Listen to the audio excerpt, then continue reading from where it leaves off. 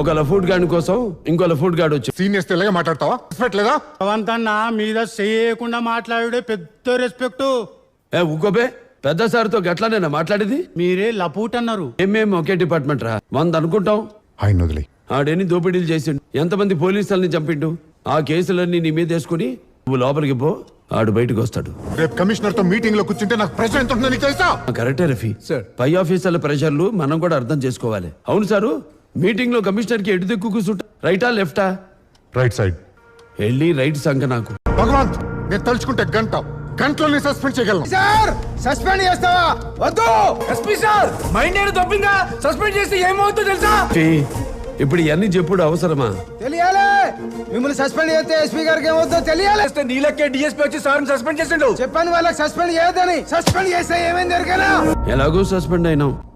Job ఉంటే ఉండింది, పీకితే పీకిందని కళ్ళు దాగి ఆ క్రిమినల్ గాడిని డిఎస్పీ ఇంటికి తీసుకుపోయి తల నరికి డిఎస్పీ చేతిలో పెట్టిన.